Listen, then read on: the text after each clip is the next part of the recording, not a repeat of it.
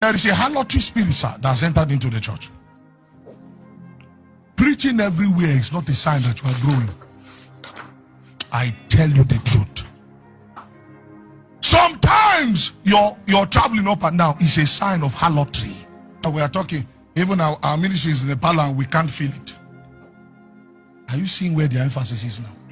Say body of Christ, body of Christ. If there's no media, how many of us can address the body of Christ?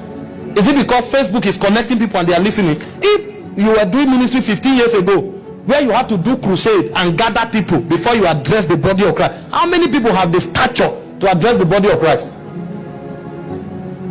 Before you know, somebody will sit on the laptop and write a treatise. Meanwhile, his whole church is in his parlor. He can't feel it. You have not impacted people enough, and you are talking to the body of Christ. We see this generation, we need God to help us with humility. We think we know so much, so we are too lofty. You know what a virgin is? The consecration of a virgin. A minister who before the Lord is a virgin, is pure.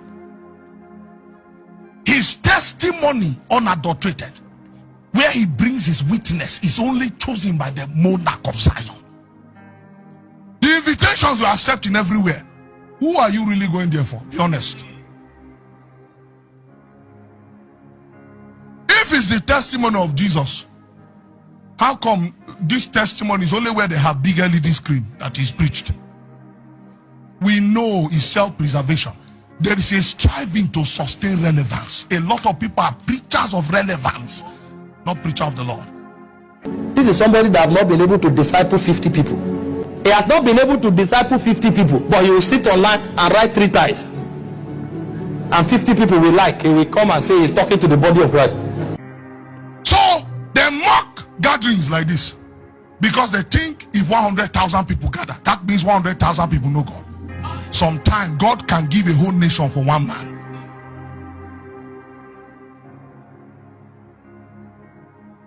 You have a small fellowship and God is the one raising those people.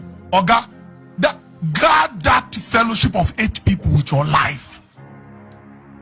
Because in one man is a captain of 1,000. Do you know how precious a man raised by the Lord? Do you know how precious that man is? If you preach the message of the people of the land, ooh. So guess